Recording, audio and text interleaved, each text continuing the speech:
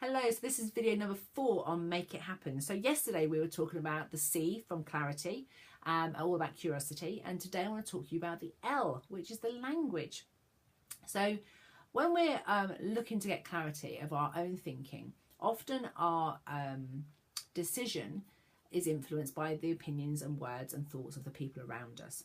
But invariably as well, we're not really sure what we mean by what we're saying. So one of the things about language is really starting to get curious about the words, what they mean to you, and comparing them and getting curious with other people what it means to them.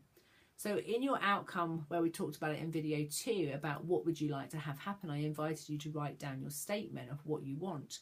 If you take a few of those words now and actually start to think about, what does that word mean to me? Look it up in the dictionary and then ask other people if they, in the context of the sentence, what does it mean to them?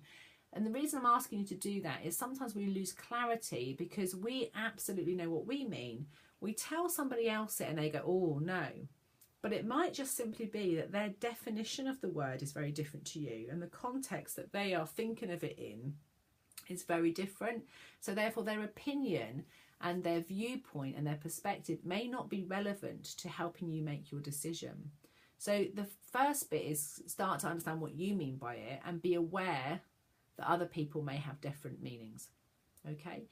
Also, in terms of managing your critic, we can often go off track because somebody else might say something, and just be curious if there's certain words that push your buttons, certain words that make you feel vulnerable or feel got at or feel like someone's judging you or whatever.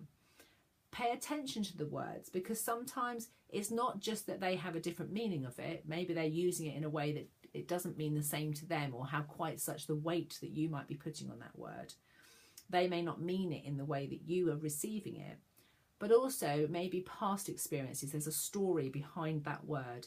Maybe a previous person, as you've heard it over and over again, and it's got a sensitivity about it because of past experiences more than what's actually happening in the moment. So if you know that logically you can hear yourself going, I'm being really sensitive and I'm reacting, so I know they didn't mean it that way, then sometimes it can be that that word has a story attached to it from your past.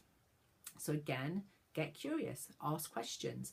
And the 2 questions that you can use today to explore the language is what kind of is that, and put the word in.